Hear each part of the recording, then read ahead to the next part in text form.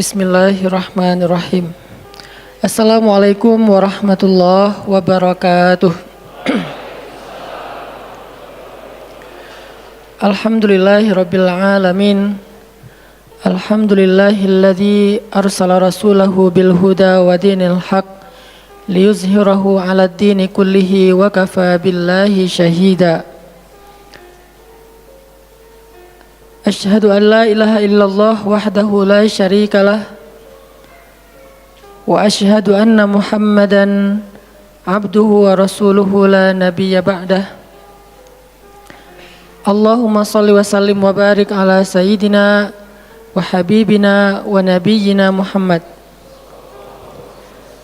wa ala alihi wa sahbihi wa man tabi'ahu ila yaumiddin.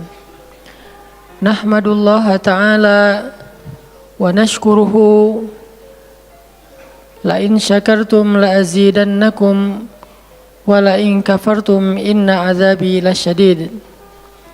Qala Allah ta'ala fil Qur'anil Karim, a'udzu billahi minasy syaithanir rajim. Bismillahirrahmanirrahim.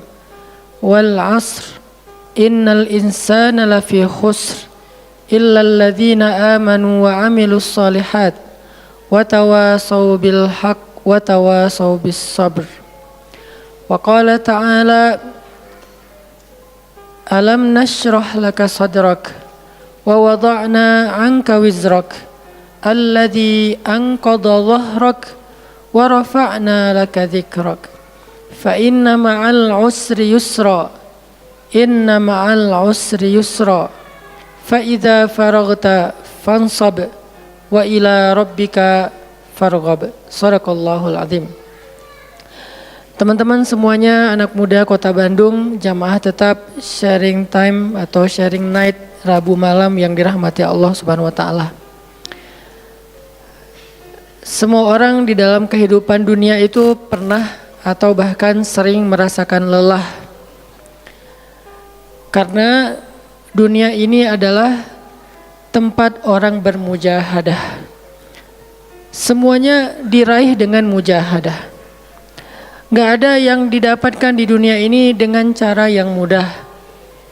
Karena tabiat dari dunia itu adalah tempat bersusah payah. Fitrahnya dunia adalah tempat orang bercocok tanam, bukan memetik hasil. Yang namanya bercocok tanam, kalau kita melihat pada kehidupan para petani atau para pekerja di ladang, di sawah, di kebun, maka kita akan melihat akan melihat kelelahan, keletihan, dan kesusah payahan yang luar biasa. Itulah tabiat dunia. Berbeda dengan tabiat di surga. Di surga itu semuanya akan didapatkan dengan cara yang mudah. Bahkan sebagian riwayat mengatakan seorang perempuan di surga apabila inginkan seorang anak, maka Allah Subhanahu wa taala akan memberikan anak kepadanya saat itu juga tanpa harus bersusah payah mengandung selama 9 bulan. Saat ini pengen punya anak dengan spesifikasi tertentu, maka saat ini juga dia akan diberikan anak bayi tanpa harus mengandung 9 bulan lamanya. Tanpa harus susah-susah menyusui. Allah akan datangkan untuk dia bayi yang dia sukai, kemudian Allah datangkan orang-orang yang akan pelayan-pelayan yang akan merawat dan membesarkan bayi itu untuk dia. Karena di sana dia adalah seorang ratu yang tidak perlu lagi bersusah payah. Di surga itu ketika seseorang menginginkan makanan, maka Allah Subhanahu wa taala mendatangkan untuknya makanan dengan cara yang sangat mudah. Bahkan ketika dia menginginkan buah-buahan, maka pohon itu akan menunduk untuknya sehingga dia bisa memetik buahnya tanpa harus bangun dari tempat duduknya jika dia menginginkan itu. Tetapi kalau dia menginginkan sesuatu yang lebih, misalnya dia ingin berjalan-jalan di kebun-kebun di antara banyak kebun surga, lalu dia ingin merasakan memetik pohon sendiri sambil membawa keranjang-keranjang yang indah, maka Allah juga akan memperkenankan keinginannya. Kaifa yasha, sebagaimana yang dia inginkan. Berbeda dengan dunia. Di dunia, apapun yang kita inginkan itu harus melalui mujahadah, melalui ikhtiar.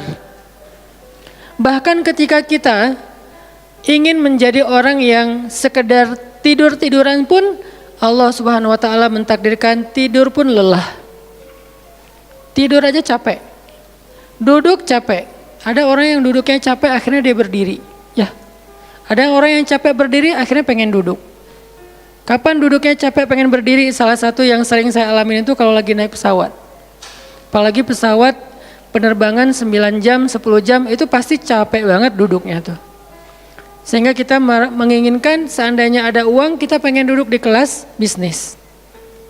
Tapi karena nggak mampu membeli tiket yang 3 kali lipat lebih mahal di kelas bisnis, ya nggak apa-apa lah di kelas yang biasa ekonomi. Tapi ketika lelah 4 jam, 5 jam pesawat berjalan itu udah luar biasa lelahnya, akhirnya berdiri mondar-mandir di antara lorong pesawat.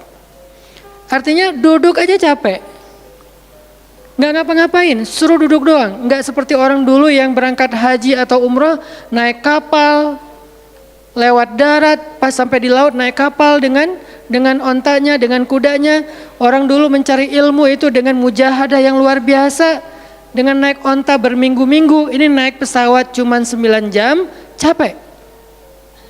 Yang nggak ada guncangan, biasanya guncangannya cuman pas di awal sama pas mau landing doang. Di atas udah jarang ada guncangan karena dengan ketinggian tertentu dan pesawatnya besar. Tapi itu juga capek. Naik kereta coba. Dari Jawa ke Bandung misalnya, sebutlah dari Semarang, dari Malang, dari Surabaya naik kereta 10 jam, itu aja capek. Nggak usah jauh-jauh, Bandung Jakarta aja 3,5 jam, itu pun capek. Atau kita naik mobil, nggak perlu nyetir, pakai online, duduk aja di belakang atau di sebelahnya si driver, perjalanan 1/2 jam dari tempat kerja kita ke rumah atau dari rumah ke tempat kerja, ke kampus, ke sekolah gitu, itu aja capek. Artinya dunia itu emang kayak gitu tabiatnya teman-teman. Tabiat dari dunia itu adalah lelah. Sehingga kalau ada orang yang menghindari capek dengan tidak ngapa-ngapain, itu hal yang agak klise dan naif. Bagaimana dia bisa menghindari lelah? Bagaimana dia bisa menghindari ta'ab? Bagaimana dia bisa menghindari bosan? Bagaimana dia bisa menghindari dalam keadaan susah payah? Sedangkan dia masih berada di sebuah tempat bumi dunia yang tabiatnya memang tempat bersusah payah dan lelah. Satu-satunya cara menghindari lelah yang tidak perlu lagi bersusah payah itu hanyalah masuk surga. Tetapi kan itu tidak terjadi sekarang. Kita harus meninggal dulu dan kita belum mau. Ada yang mau meninggal masuk surga sekarang? Kalau dijamin sih insya Allah ya. Masalahnya nggak ada jaminan. Kalau para sahabat enak, mereka dapat jaminan. Surga Bilal, sebelum Bilal meninggal, Rasulullah udah bilang, bima sabaktani ilal jannah ya Bilal. Dengan apa kamu mendahului aku ke surga wahai Bilal? Dengan wudu dan sholat syukur wudu. Begitu juga nanti ada sahabat lain yang dijamin masuk surga bighairi hisab wala azab. Salah satunya adalah Ukasyah. Kalau kita tidak ada jaminan apapun di akhirat, kecuali berikhtiar dan bermujahadah untuk bisa mendapatkan kebaikan sebanyak mungkin di sisi Allah. Sehingga alangkah naifnya seseorang yang menghindar dari ta'ab wal ham wal gham. Dia berusaha menghindar dari lelah, menghindar dari susah payahnya kehidupan, menghindar dari beban-beban hidup. Itu nggak bisa dilakukan karena kita masih berada di dunia. Yang perlu kita sekarang coba pilih adalah kita mau lelah untuk hal yang sia-sia? Apakah kita mau lelah untuk hanya bersenda gurau? Apakah kita mau lelah hanya untuk hal yang tidak ngapa-ngapain? Atau justru lelah kita itu untuk sesuatu yang mudah-mudahan beribadah kepada Allah? Makanya disebut dengan lelahnya menjadi lillah. Karena dua-duanya lelah. Ada orang yang pergi ke masjid lelah, capek pergi ke masjid. Tapi ada juga orang yang berbuat dosa, itu juga lelah. Memangnya kalau kita beribadah lelah terus berbuat dosa nggak lelah? Banyak orang yang berbuat dosa lelah dan kita pernah merasakan kehidupan seperti itu. Sehari, 2 hari, sebulan, setahun, 2 tahun, sampai kita benar-benar merasakan lelah banget dengan dosa. Di malam hari berbuat dosa lelah, akhirnya tidur sepanjang siang. Di siang hari berbuat dosa, lelah, akhirnya tidur sepanjang malam. Lelah sama lelahnya. Antara orang yang beribadah dengan orang yang bermaksiat itu sama lelahnya. Bedanya apa? Yang satu, lelahnya akan diganjar, dibalas oleh Allah dengan kebaikan dunia dan akhirat. Yang satu lagi, lelahnya hanya akan disudahi dengan penyesalan. Sama-sama lelah. Bedanya, lelah yang pertama mungkin baru dirasakan hasilnya setelah itu. Lelah yang kedua seolah-olah bisa langsung dirasakan kesenangannya, tetapi kesudahannya adalah penyesalan. Makanya pada malam ini kita ingin merenungkan beberapa nasihat baik dari Al-Quran maupun hadis tentang bagaimana kita menjadi orang yang setiap hari tetap lelah, tetap banyak beban, tetapi beban itu mudah-mudahan menjadikan kita mendapatkan banyak kebaikan di sisi Allah. Makanya Nabi SAW bersabda dalam hadis riwayat Bukhari dan Muslim, "An-nasu ka'ibil mi'ah, la takadu tajidu fiha rahilatan." Manusia itu seperti 100 ekor onta. Manusia ka'ibil mi'ah, seperti 100 ekor onta. Yang harganya murah 50 juta, yang hidupnya untuk disembelih pada akhirnya nahar, disembelih. Onta itu kan kalau disembelih sambil dia berdiri ya. Kalau ayam, bebek disembelih sambil dipegangin atau diangkat. Kalau kambing dan sapi dibaringkan. Kalau onta disembelih itu sambil diberdirikan. Dia berdiri langsung disembelih. Itu onta. Artinya manusia ka'ibil mi'ah. Nabi itu menggambarkan onta karena onta ini punya banyak macam. Mungkin di Arab nggak ada ayam yang bermacam-macam. Akhirnya pakai bahasanya onta. Kalau di kita mungkin ada ayam potong, ada ayam kampung, dan segala macam, ada ayam jago. Kalau bebek ada mentok, ada apa? Bebek yang biasa, macam-macam kan. Di Arab mungkin nggak terlalu banyak variannya dan nggak terlalu akrab dengan kehidupan sehari-hari mereka. Yang akrab itu kambing, kuda, keledai, onta. Akhirnya Nabi mengatakan, "An-nasu ka'ibil mi'ah." Nabi seolah-olah mengambil sebuah perumpamaan. Dan perumpamaan ini bisa kita ganti dengan culture yang berbeda di setiap negara. Tetapi perumpamaan yang paling baik itu adalah onta. An-nasu ka'ibil mi'ah. Manusia itu seperti 100 ekor onta ibil. Onta potong. Yang hidupnya hanya untuk disembelih oleh tuannya, kemudian dagingnya dimakan atau dijual. Kenapa bisa begitu murahnya? Cuman 50 juta, 40 juta dan berakhir dengan disembelih? Karena onta ini hidupnya tidak istimewa. Dia hidup hanya untuk makan, minum, tidur dan berkembang biak. Cuman itu misi dari kehidupan dia. Makan, minum, tidur, berkembang biak. Udah itu doang. Setiap hari kerjanya makan aja. Lihat hewan ternak ngapain? Merumput aja setiap hari. Nggak ada hewan ternak yang tiba-tiba dia lagi ngapain? Lagi sholat? Nggak ada.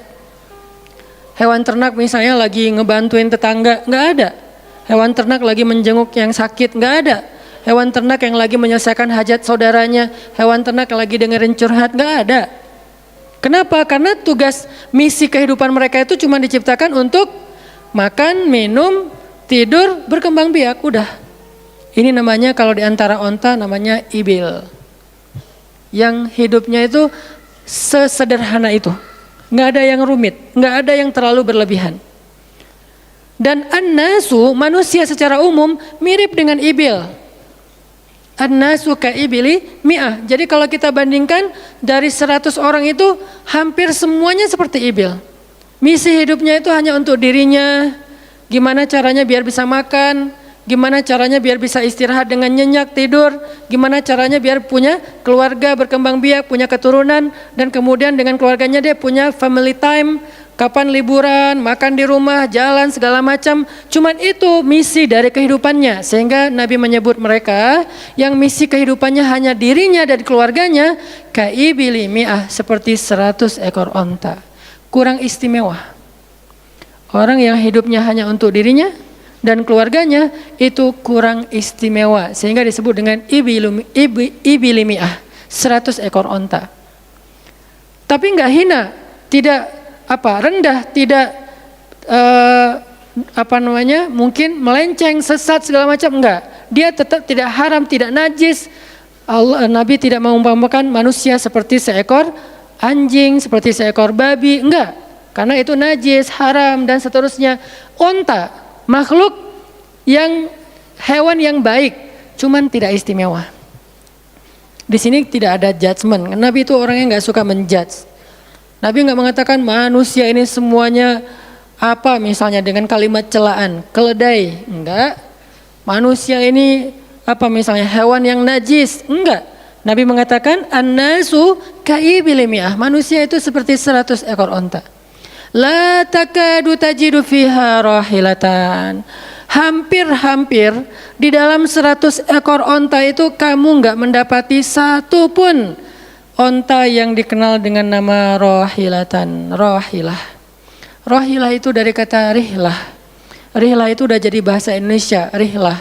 Kemudian di Inggris-Inggriskan jadi traveling, trip, segala macam. Rohilah dari kata rihlah. Apa itu rohilah? Onta yang bertugas untuk membawa beban tuannya dalam perjalanan panjang, baik itu berdagang maupun berperang. Dia punya misi lain selain makan, minum, berkembang biak terus dipotong. Enggak, misinya lebih keren. Apa? Membawa beban. Membawa beban tuannya. Itulah rahilah. Sehingga punggungnya adalah punggung yang berkah, karena di atas punggung itu ditaruhkan beban terus menerus oleh tuannya. Berangkat bebannya apa, pulangnya beban apa. Karena orang dulu kalau berangkat berniaga, berdagang ke luar negeri, itu tuh bukan berangkat bawa beban, pulang nggak bawa apa-apa karena udah diuangkan, enggak. Mereka barter konsep perdagangannya. Kalau berangkatnya bawa kain, pulangnya nanti bawa karpet. Berangkatnya bawa gandum, pulangnya nanti bawa sutra misalnya.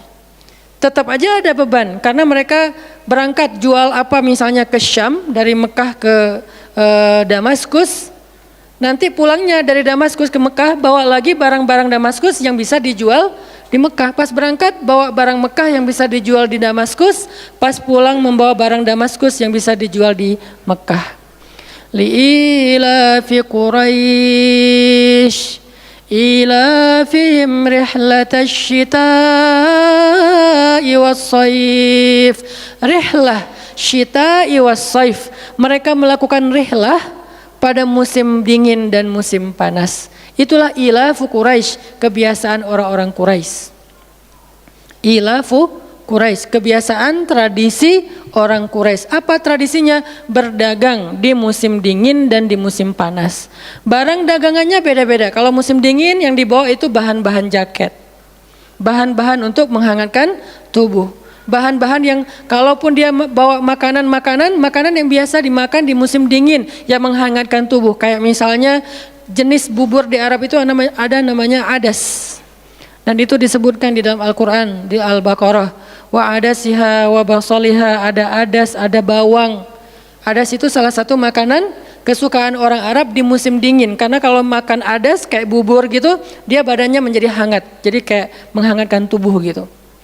Artinya syita'i was-saif, di musim dingin dan di musim panas, dua-duanya ada barang yang didagangkan, dan itu adalah ilafu Quraisy, kebiasaan tradisi orang-orang Quraisy.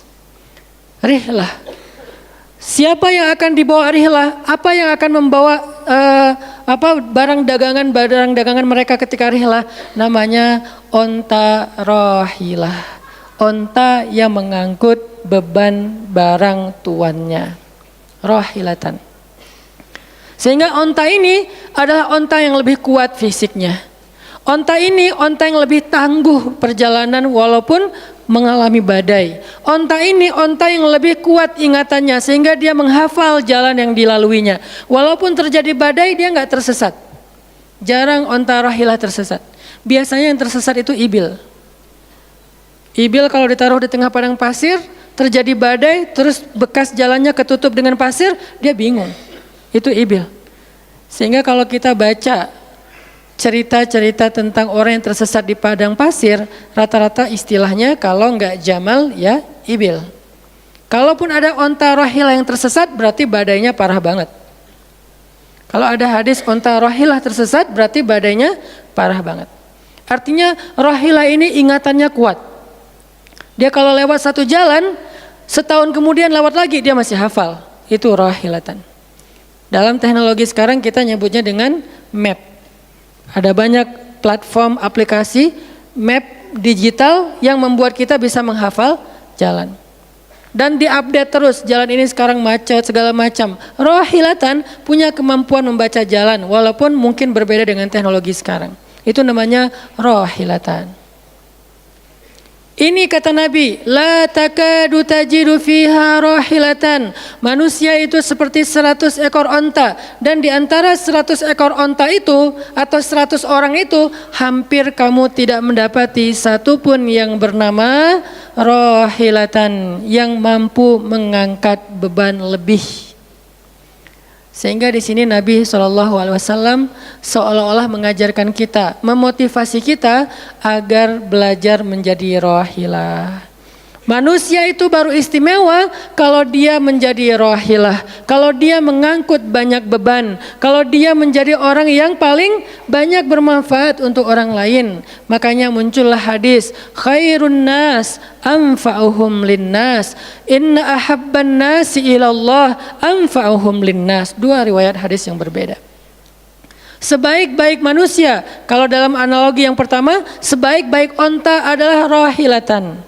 Bukan ibil, bukan nakoh, bukan jamal. Sebaik-baik onta rohilatan. Kenapa kok rohilatan? Karena dia yang paling bermanfaat, soalnya dia yang paling banyak mengangkut beban. Sehingga dengan analogi tentang onta rohilah, kita menerjemahkan hadis khairun nas, sebaik-baik manusia dengan istilah khair. Arti khair itu memberi lebih, arti khair itu bermanfaat. Khairun nas anfa'uhum linnas, sebaik-baik manusia yang paling bermanfaat untuk orang lain. Dalam riwayat yang lain, inna ahabban nasi ilallah, sesungguhnya orang yang paling dicintai Allah di antara manusia, anfa'uhum linnas, yang paling bermanfaat untuk orang lain. Itu yang paling dicintai Allah di antara manusia. Muncul lagi hadis yang mirip, inna ahabbal a'mali ilallah sururun tudkhiluhu ala qalbi muslim. Sesungguhnya perbuatan, amal soleh, aktivitas, pekerjaan yang paling disukai Allah di antara yang kita lakukan dalam kehidupan sehari-hari adalah membahagiakan hati orang lain.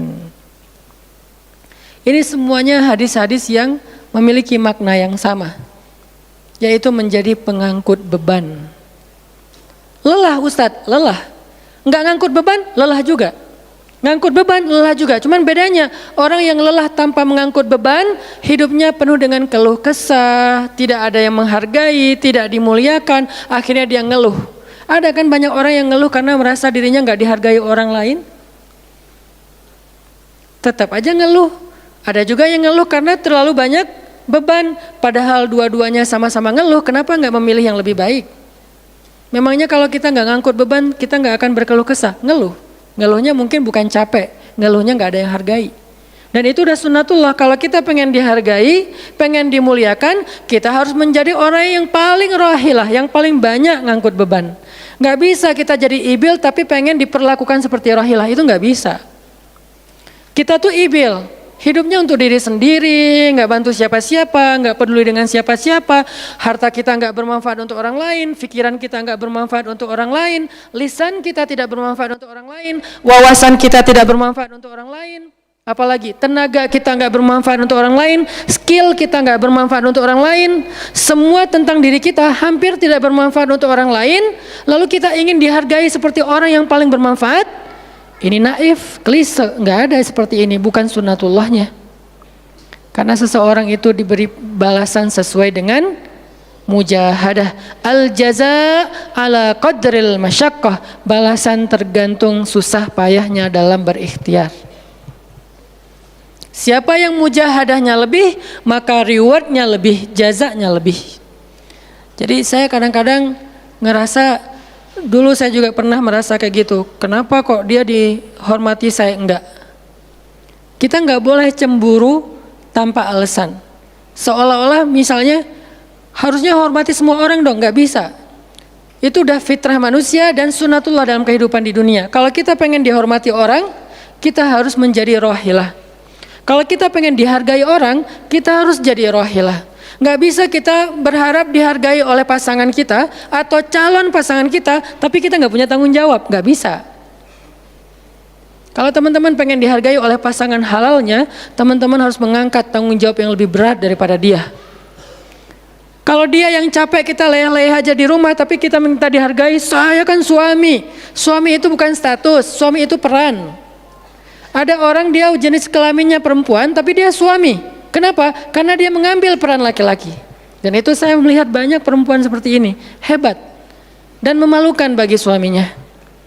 Di beberapa tempat saya melihat suaminya di pagi hari nggak kerja, cuma nongkrong-nongkrong aja di warung, ngopi juga itu ada uangnya, giliran untuk nafkah keluarga dia nggak punya uang, untuk ngopi, untuk rokok dia punya uang, untuk anaknya nunggak sekolahnya, untuk anaknya makanannya seadanya. Sehingga karena ini udah berjalan bertahun-tahun, akhirnya istrinya udah nggak sanggup lagi berharap kepada dia, minta cerai juga nggak dicerai-ceraikan, akhirnya istrinya ikhtiar sendiri. Istrinya jadi pembantu rumah tangga, istrinya jadi kerja ke luar negeri.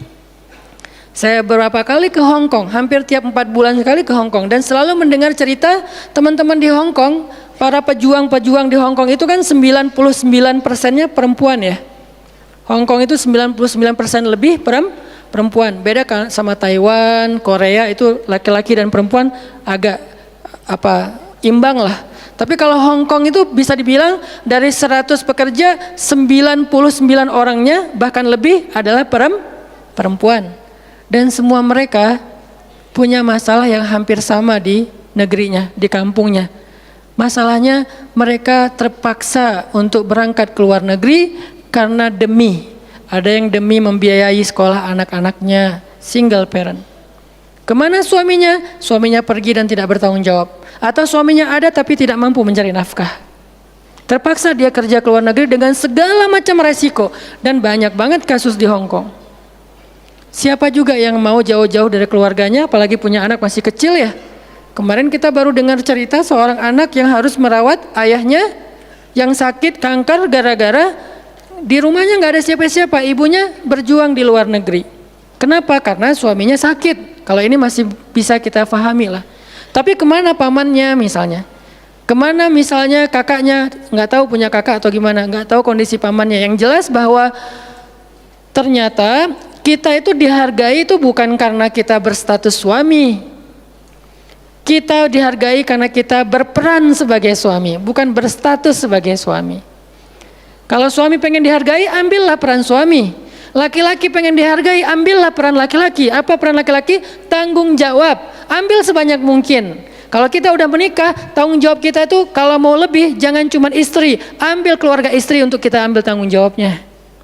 Adiknya istri, mungkin keluarga istri kita nggak mampu, adiknya kita sekolahin. Mertua sakit, kita biayain. Nanti siapa lagi? Keluarga besarnya ada masalah, kita biayain, kita hutangin. Kalau misalnya kita nggak sanggup memberikan hadiah atau sedekah, ambil amanah, tanggung jawab itu ambil semampu kita. Itulah contoh Rasulullah SAW. Makanya Nabi ketika sudah menikah dengan Khadijah, yang tinggal di rumah Nabi itu bukan cuma anak kandung beliau. Ada anak angkatnya Zaid bin Harithah, ada sepupunya Ali bin Abi Thalib, ada banyak lagi keluarga besar Khadijah yang tinggal bersama Nabi. Sehingga rumah Nabi itu adalah rumah yang banyak sekali orang-orang yang ditampung oleh beliau. Itu yang disebut dengan anfa'uhum linnas, ambil tanggung jawab yang besar. Sehingga Khadijah tuh respect banget sama sosok Nabi Muhammad. Bahkan sebelum Nabi dapat wahyu, sehingga gak disebut Nabi, respect sama sosok seorang Muhammad. Apalagi setelah beliau dapat wahyu, beban beliau bukan lagi keluarganya sekarang, beban beliau adalah umatnya. Yang diurus oleh Nabi bukan lagi keluarga sekarang setelah dapat wahyu, umat. Dan umat di sini lintas nasionalisme. Ada yang datang dari Persia, namanya Salman Al-Farisi. Ada yang datang dari Romawi, namanya Suhaib Ar-Rumi. Ada banyak sahabat-sahabat yang lintas kabilah, bukan hanya orang Quraisy. Ada yang datang dari Yaman, termasuk Sumayyah dengan Yasir, keluarga yang pertama syahid dalam Islam. Ini dari Yaman. Kemudian pindah lagi ke Madinah yang bukan orang-orang Quraisy. Di sana ada Bani Mudhar, dari kabilah Aus dan Khazraj, nanti berkembang lagi sampai ke Asia, Eropa dan seterusnya. Inilah bebannya Rasulullah sallallahu alaihi wasallam, sehingga Allah menyebutnya dengan istilah rahmatan lil alamin. Rahmah. Tahu arti rahmah? Rahmah itu kasih sayang. Maksud kasih sayang, memberi sayang. Kasih sayang, bukan minta disayangi.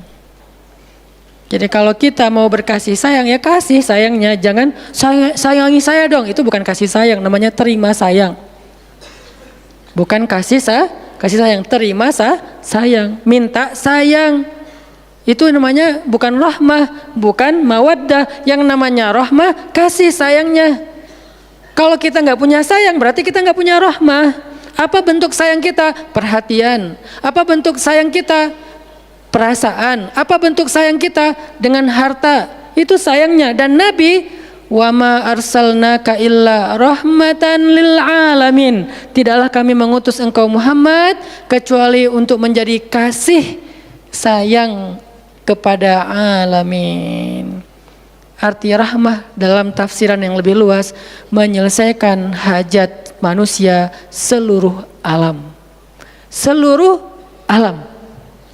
Itulah kenapa Nabi Muhammad menjadi orang yang paling mulia, karena yang diambil bebannya itu bukan satu keluarga Khadijah, bebannya itu bukan satu kota Makkah, bebannya itu bukan cuma orang Arab, alamin. Sehingga Allah mengatakan, wa rafa'na laka dzikrak, kami angkat engkau menjadi manusia yang paling mulia. Karena beban yang diambilnya paling berat. Apa beban Nabi? Apakah cuma ceramah? Enggak cuma ceramah. Kalau cuma ceramah gampang. Saya pernah menjadi penceramah dan saya pernah menjadi programmer dalam dakwah. 8 tahun saya ceramah di Bandung, gampang banget. Dan kalau mau nyaman jadi ustadz, mending saya jadi penceramah aja, gampang banget. Diundang-undang, ustadz mau dijemput? Ya jemput dong, jemput.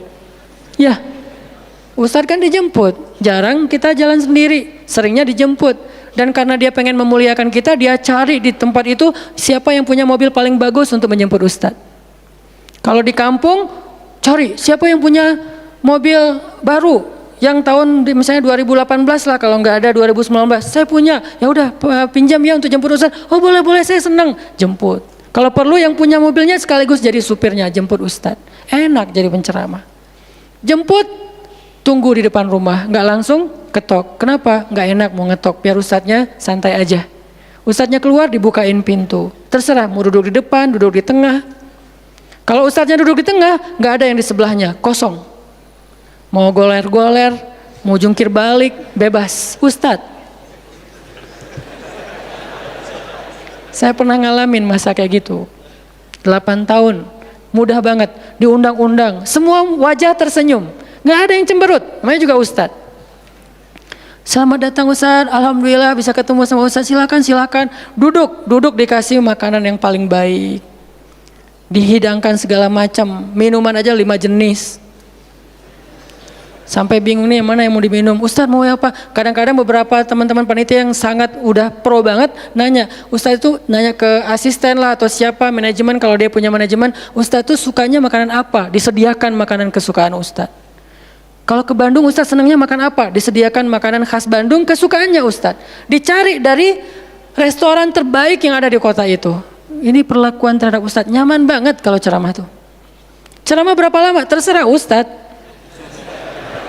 Kalau lagi mood 3 jam. Kalau enggak lagi mood 45 menit. Ustadz kok ceramahnya cuma sebentar? Saya lelah sekali. Oh enggak apa-apa ustadz, istirahat ya ustadz, sehat terus ya ustadz. Doain. Pulang dianterin. Maaf dikasih amplop, transport segala macam. Kadang-kadang wah ngasihnya cukup untuk 2 bulan makan. Masya Allah, enak. Kalau cuman yang disebut dengan rahmatil alamin itu cuman ceramah, itu bukan rahmatil alamin. Walaupun itu salah satu kebaikan. Tapi kemudian setelah 8 tahun saya berdakwah dengan ceramah, saya mengubah konsep dakwah saya menjadi programmer. Memprogram masjid. Al-Latif. Saya ngomong dengan Pak Iman beri saya kesempatan memprogram Al-Latif. Bikin gerakan, bikin dakwah. Bukan masjid yang memprogram, kemudian ustadz mengisi. Itu salah. Menurut saya Keliru kalau masjid membuat program, ustadz cuma mengisi program itu. Keliru. Ustadz yang program, masjid fasilitasi, nanti insya Allah akan berkah. Alhamdulillah Pak Iman, Ketua DKM Al-Latif sepakat. Ya udah ustadz silakan, mangga, dikasih waktu 2 tahun. Kalau nggak ada perubahan diambil alih. Dalam 2 tahun kita coba program dari awal. Bikin gerakan anak muda, pemuda hijrah lahir waktu itu. Mulai programming, gimana caranya biar masjid rame. Dari yang cuma 20 orang kajian setiap Rabu malam, dari dulu udah Rabu malam. Yang hadir berapa orang? 20 orang. Kalau Persib lagi main, libur. Semua pada nonton. Malah sering lagi libur. Kadang-kadang Persib nggak main. Terus yang main siapa? Yang main Piala Eropa kah, Piala Champion kah, Liga Eropa, Piala Dunia, libur. Akhirnya berkembang pelan-pelan jadi setengah masjid, satu masjid, membludak keluar masjid sampai ke Jalan Cendana. Akhirnya pindahlah ke masjid ini. Kenapa? Karena udah nggak nampung, nggak enak juga dengan tetangga karena parkirnya kemana-mana. Kan kita pindah ke sini karena Al-Latif nggak nampung. Nah, ketika dakwah berubah menjadi programmer, bebannya beda. Udah nggak kayak dulu, nggak beda. Pergi taklim, pergi sendiri. Bahkan berkorban dengan harta sendiri, bareng-bareng dengan teman-teman. Semuanya lelah, kita meeting sampai tengah malam. Emangnya gampang membuat tren hijrah? Nggak mudah teman-teman. Kita harus meeting, mikirin. Sekarang tambah lagi beban yang lain, Barisan Bangun Negeri. Para ustadz berkumpul, bikin gerakan bersama. Kita bikin Barisan Bangun Negeri. Dikasih amanah untuk jadi amirnya, mikirin apa yang harus kita lakukan. Program pertama saya bilang, less waste. Isu lingkungan. Kenapa? Kita pengen jadiin masjid sebagai 911. Tapi pelan-pelan, nggak bisa langsung. 911 ini nanti kalau ada masalah di masyarakat, tetangga masjid yang ditelepon masjid. Anak saya sakit, telepon masjid. Ada yang meninggal, telepon masjid. Ada yang pingsan, telepon masjid. Ada yang baru diputusin, telepon masjid. Sampah ini udah darurat. Bandung ini hanya batas deadline penanganan sampah kita kalau kata Pemkot itu sampai 2023. Kalau kita nggak punya alternatif, ini akan jadi masalah besar. Jakarta, saya kemarin ke Jakarta sampai 2022, lebih cepat sedikit daripada Bandung. Artinya mereka hanya bisa menampung sampah sampai 2022. Sisanya kalau nggak ada solusi alternatif, maka akan terjadi masalah besar, tumpuk sampah di depan rumah masing-masing selama nggak usah sebulan, seminggu aja gimana rasanya? Nggak ada yang ngambil sampah di depan rumah kita, seminggu aja. Petugas sampah nggak ngambil sampah di depan kos-kosan, di depan rumah. Sehari telat aja itu udah nggak enak, apalagi seminggu, sebulan, setahun, jadi gimana? 2022, kota-kota besar rata-rata terancam dengan bom waktunya sampah. Kita angkat less waste supaya masjid menjadi salah satu media komunikasi antara Pemprov, Pemkot, pemerintah kepada publik. Kenapa? Soalnya trust publik kepada masjid itu bagus. RT RW bikin program pungut sampah kayak edukasi dan campaign tentang sampah, yang datang sedikit. Kalau RT RW bikin program hari Minggu yuk kita bikin gerakan pungut sampah, sedikit yang datang. Tapi masjid bikin taklim, yang datang ribuan, apalagi 2-3 tahun terakhir alhamdulillah luar biasa. Sehingga masjid punya potensi untuk mengkomunikasikan masalah ini kepada publik. Saya ajaklah teman-teman yuk kita bikin isu sampah dimulai dari masjid.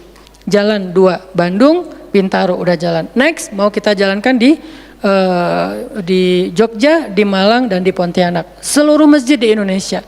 Programming, mikir. Harus ketemu dengan beberapa orang. Dan habis waktu saya dalam beberapa tahun terakhir bukan untuk dakwah tablik, makanya udah jarang ceramah. Teman-teman kalau ngelihat ceramah Hanan Attaqi di Bandung cuma sekali seminggu, itu juga kalau nggak libur ya. Kajian Rabu malam. Ustaz Hanan selain Rabu malam ngapain sih? Ustaz kosong nggak? Kosong, saya bilang. Kenapa nggak mau ngisi jadwal? Kosong dari taklim tapi nggak kosong dari aktivitas.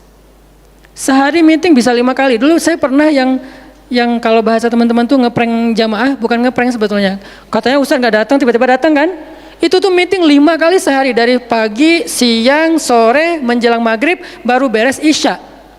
Meeting dengan siapa aja Ustaz? Banyak hal yang harus kita bereskan untuk bisa memunculkan satu program kecil. Akhirnya beres isya, saya bilang masih ada jamaah enggak? Sebagian udah pulang Ustaz, tapi yang lain masih pada nunggu, kasihan. Ya udah saya jalan aja ke sini naik motor, sampai di sini isya baru ngisi kajian. Artinya ternyata bebannya beda. Tapi rohilatan itu yang disebut dengan dakwahnya Nabi. Saya baru mengambil sebagian kecil dari Banyak varian dari dan instrumen dakwah Nabi itu cuma sebagian kecil, memprogram, baru masjid. Nabi itu alamin loh.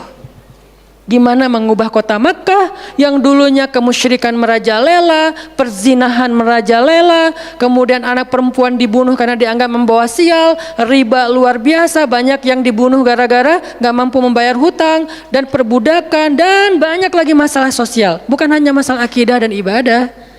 Akidah dan ibadah itu adalah inti masalahnya, kemudian merembet ke masalah sosial, biasanya kayak gitu. Kalau akidahnya melenceng, biasanya sosialnya rusak. Walaupun gak selalu kayak gitu juga sih. Karena ada di beberapa negara yang akidahnya mereka syirik, tapi sosialnya bagus. Walaupun ada problem sosial lain yang mungkin gak perlu dibahas di sini. Yang jelas awalnya berawal dari kemusyrikan, kemudian berkembang menjadi masalah ekonomi, sosial, dan seterusnya.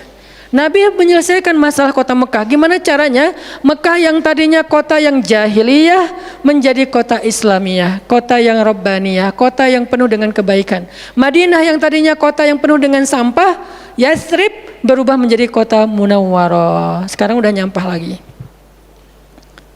Di zaman Nabi itu benar-benar Madinah Munawwarah. Sekarang mungkin nggak sebagus di zaman Nabi, cuman bangunannya doang yang megah, tapi secara lingkungan, secara sosial nggak sebaik zaman dulu lah. Kalau bangunan itu kan bukan indikasi peradaban ya.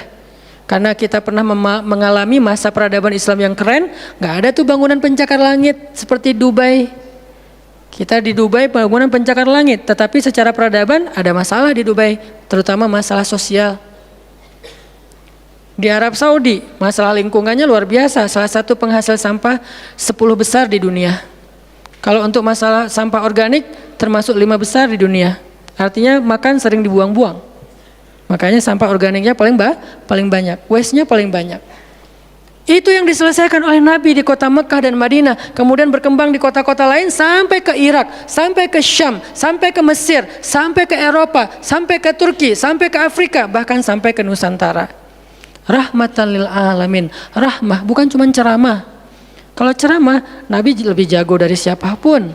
Orang siapapun yang berceramah itu kopas dari Nabi kan? Ada yang ceramah nggak kopas dari Nabi? Nggak ada. Kopas dari Nabi Musa? Enggak, kecuali diriwayatkan dari Nabi Muhammad, kemudian baru Nabi Muhammad meriwayatkan dari Nabi Isa dan Nabi Musa. Semuanya kopas, copy paste dari Rasulullah SAW. Artinya kalau mau ceramah, bahan Nabi itu banyak banget. Dan kalau Nabi mau ceramah, yang ngundang pasti banyak banget. Jadilah Nabi dai sejuta umat. Capek pasti setiap hari 5 kajian. Nabi lagi di mana? Lagi di Syam. Sampai 2 tahun ke depan jadwal ceramah penuh. Kalau Nabi mau kayak gitu.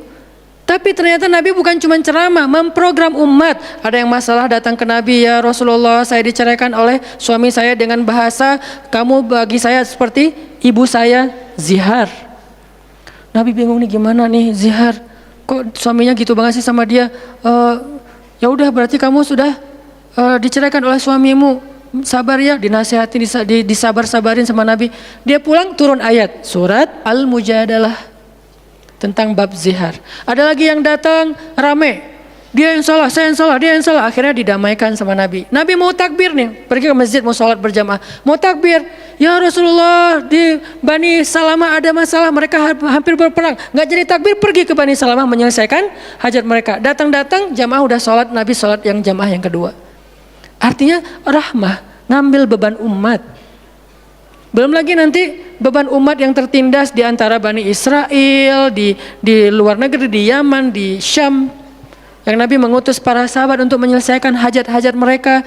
Makanya Nabi mengatakan, siapa yang datang kepada saudaranya untuk menghilangkan masalahnya, maka Allah akan menghilangkan masalah orang ini nanti di akhirat. Makanya beban Nabi itu berat banget teman-teman. Kalau kita baca sirah Nabi, luar biasa. Nabi itu lelah banget. Sampai para sahabat meriwayatkan Nabi itu dulu sebelum dapat wahyu, beliau seger gitu. Setelah dapat wahyu tetap ganteng, tetap keren, karena memang aslinya udah dari sononya keren ya. Cuman udah ada guratan lelahnya tuh terasa di wajah beliau. Lelah banget. Sampai Nabi itu pernah sampai Allah bilang gini, "Fala'allaka bakhi'un nafsaka 'ala atharihim." Hampir saja engkau mencelakai dirimu gara-gara mereka. Mas, apa maksudnya? Kok Nabi hampir mencelakai dirinya gara-gara mereka, itu maksudnya apa? Saking terbebannya Nabi dengan kondisi umat, hampir-hampir Nabi itu sakit keras, hampir-hampir Nabi itu binasa, celaka, meninggal demi mikirin nasib umat. Kayak gitu banget coba. Itu namanya rohilatan. Kita belum sanggup untuk memikul beban umat sedunia. Makanya minimal kalau kita nggak ngambil beban umat sedunia dengan tangan kita, minimal dengan pikiran kita aja. Kita mikir nggak sih nasib Palestina? Atau kita masih nganggap bahwa itu beda negara? Kalau beda negara oke. Apakah kita memikirkan mereka karena kemanusiaan? Masa kita mau bilang mereka bukan manusia? Kan sama-sama manusia. Harusnya kita merasakan apa yang dia rasakan karena kita sama-sama manusia, punya perasaan yang sama. Kalau kehilangan akan sedih, kalau melihat kezoliman juga nggak akan kuat, kalau dizolimi juga akan sakit. Kita mikir nggak tentang Palestina? Kita mikir nggak nasib Suriah? Kita mikir nggak nasib Rohingya?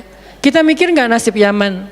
Apakah gara-gara kita mikir tentang mereka lantas kita jadi radikal dan teroris? Sejak kapan kita memikirkan nasib orang yang tertindas tiba-tiba jadi radikal? Apakah orang yang tidak memikirkan orang lain hanya dirinya sendiri berarti orang yang baik? Justru makin banyak kita mikirin nasib mereka, kita makin rohilatan walaupun belum sanggup menyelesaikan hajat mereka, mikir doang. Dengan kita lihat postingan yang terakhir di Idlib, bagaimana anak bayi kehilangan kakinya gara-gara kena bom dari tentara Rusia. Kita belum sanggup ngasih solusi sebagai pribadi maupun sebagai bangsa, belum sanggup. Pertama jaraknya jauh, kedua memang kita juga belum punya kemampuan untuk itu. Tapi kita berharap suatu saat Indonesia ini harus sanggup menyelesaikan masalah dunia. Kenapa? Kita ini punya potensi peradaban, bangsa yang besar. Masa kita mau jadi kerdil terus ngikutin bangsa lain? Kita ini bangsa besar, umat Islam terbesar di dunia. Dan orang Indonesia itu pinter-pinter, profesornya banyak, saintisnya banyak, orang kayanya banyak, keren Indonesia nih. Kenapa Indonesia yang keren kayak gini cuma ngurus diri sendiri aja nggak bisa? Harusnya ngurus dunia, bukan ngurus diri sendiri. Itulah Islam yang sebenarnya. Kita ngurus Rohingya, gimana caranya Rohingya punya tempat tinggal? Kita urus Suriah, kita urus Palestina. Lalu apakah kita memikirkan tetangga kita? Teman-teman lihat deh, salah satu yang mungkin proyek kecil lah. Ini yang karena yang saya tahu, karena istri sendiri yang ngerjain. Lihat rumah teduh Sahabat Iin. Setiap harinya ada yang meninggal dengan kanker ovarium yang gede banget, ada yang kanker yang dulu yang saya bawa Ustaz Abdul Somad keliling di Bandung tuh, seorang anak muda yang udah meninggal, seminggu setelah Ustaz Abdul Somad mengunjungi dia, Rian namanya, meninggal dunia. Alhamdulillah dia sempat ketemu dengan Ustaz Abdul Somad, sempat dinasehati, mudah-mudahan di akhir hayatnya dia setelah dapat nasihat dari UAS, dia jadi sabar, jadi balik lagi ke Allah sehingga husnul khatimah. Datang kita ketemu dengan Rian, habis ininya. Gara-gara apa? Gara-gara pernah kecelakaan di laut, terus jadi kayak kanker kulit, luar biasa. Itu parah banget. Dan itu nggak satu kasus, banyak. Di Jawa Barat aja udah banyak banget, apalagi Indonesia. Apakah kita mau mengambil beban itu? Atau kita bahkan melihat juga nggak mau, karena ngerasa nggak kuat, nggak berani. Terus kapan kita kuatnya? Kalau kita nggak kuat, namanya bukan rohilah. Yang namanya rohilah itu harus kuat, dikuat-kuatin kalaupun nggak kuat.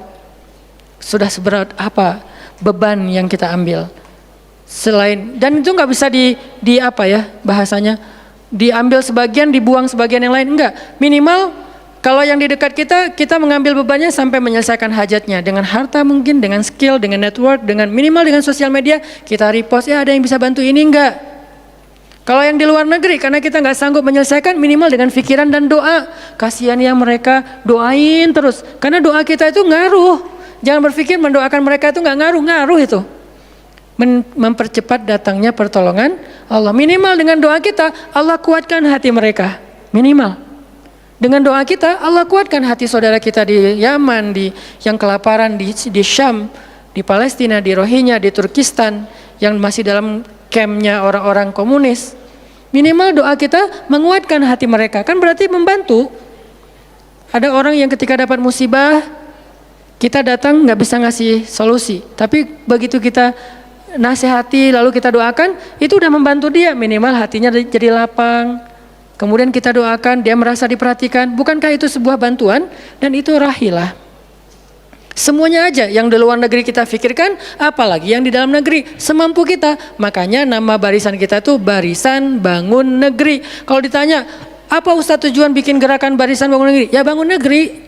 Masa masih ditanya ya? Karena masih ada yang nanya, ngapain sih tuh ustadz-ustadz ngumpul mau bangun negeri? Itu udah jelas dari namanya juga. Terus santrinya ngapain? Namanya Santri Bangun Negeri. Ustadznya Barisan Bangun Negeri, ada 2 nama. Para guru, saya pelan-pelan pengen ngumpulin para guru-guru yang seleting. Supaya kita barengan, ngumpulin pelan-pelan. Namanya Barisan Bangun Negeri. Nanti teman-teman yang ngikutin para guru, para santri, namanya Santri Bangun Negeri. Jadi kalau ditanya mau ngapain, mau bangun negeri. Programnya apa? Pertama, program isu lingkungan. Nanti naik lagi isu sosial, naik lagi isu healthcare, kemanusiaan, kesehatan, dan seterusnya. Kan itu tugas pemerintah, kita nggak mau menyalahkan siapapun, udah capek berdebat. Tugas kita sekarang siapa yang pengen jadi rohilah. Itu yang dilakukan para guru kita sekarang teman-teman di Barisan Bangun Negeri. Mikir, kemarin saya 40 jam nggak tidur. Dari Bandung ke Jogja, di Jogja ada acara, udah beres acara, kita ada meeting yang penting banget, yang bikin saya sesak sampai sekarang. Itu ada diskusi yang saya tidak bisa sampaikan ke publik. Itu diskusi dari jam 11 malam sampai jam setengah 4 subuh. Kenapa diskusinya sampai malam Ustaz? Karena besok kita semuanya udah pada bubar, udah pada pulang masing-masing ke negerinya, sehingga nggak sempat ketemu. Ketemunya kita cuman malam Selasa. Selasa subuh pesawatnya udah mulai ada yang pesawat jam 5, jam 6, jam 7. Jadi malam itu harus kita selesaikan meeting kita. Meeting lah kita sampai jam setengah 4 subuh.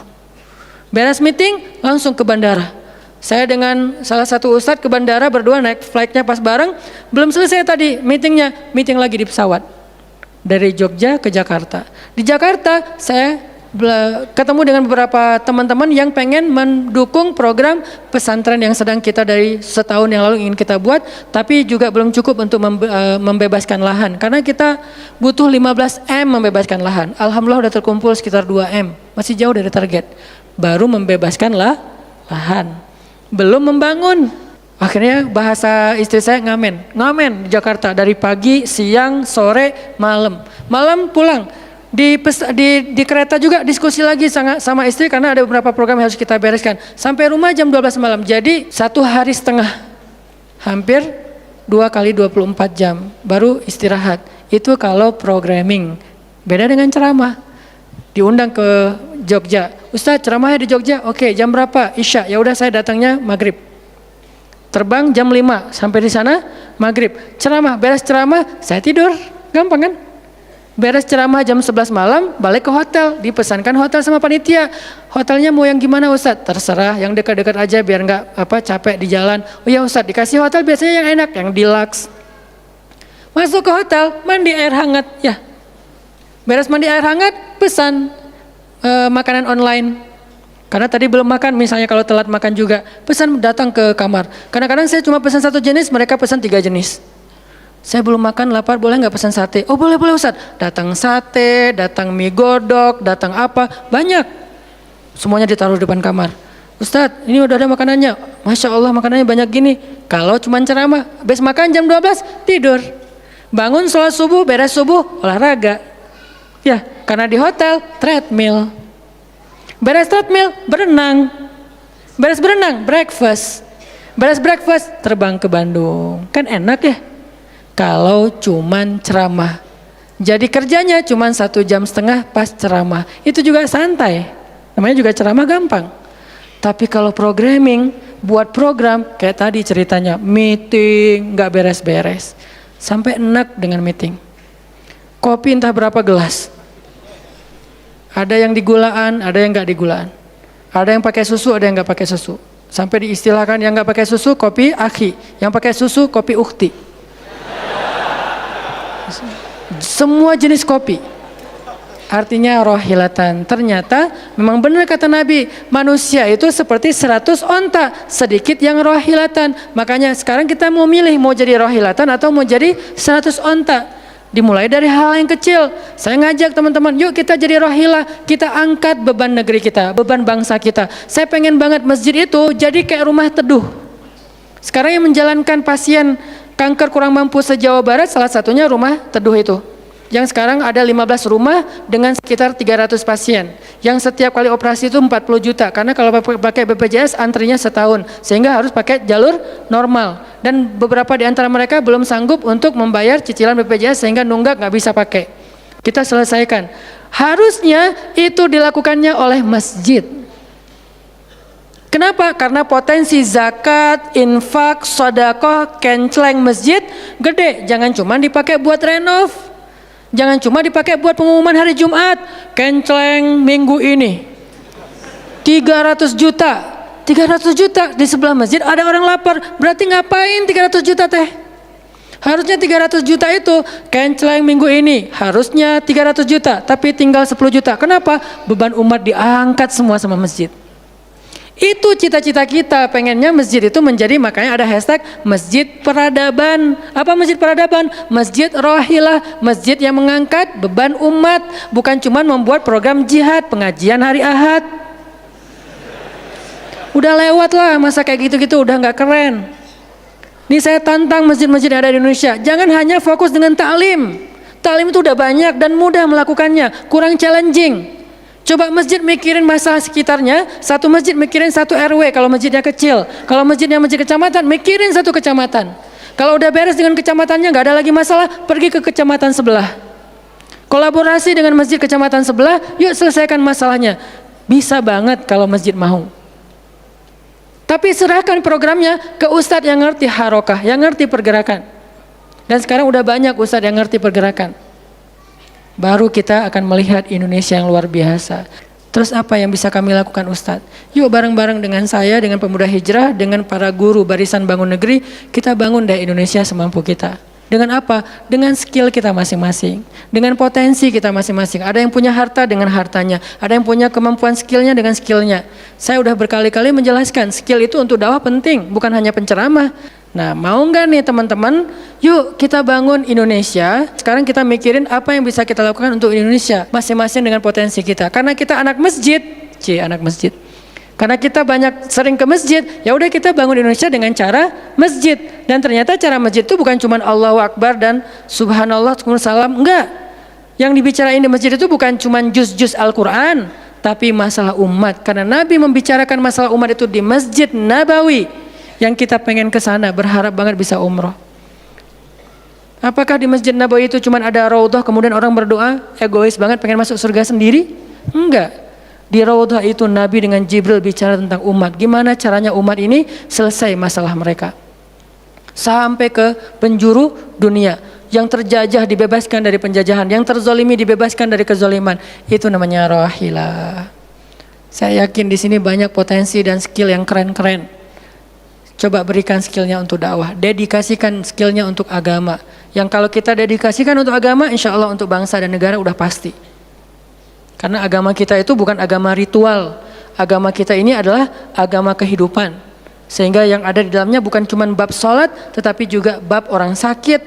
Dan kita tahu banyak hadis tentang itu, bab lingkungan, dan kita mulai tahu hadis-hadis tentang itu. Yuk kita dedikasikan skill kita, potensi kita, harta kita untuk agama Allah, kita angkat beban umat bareng-bareng. Karena kalau saya ngangkat sendiri, saya paling-paling ngangkat sanggupnya itu 100 kilo, itu juga udah ngos-ngosan.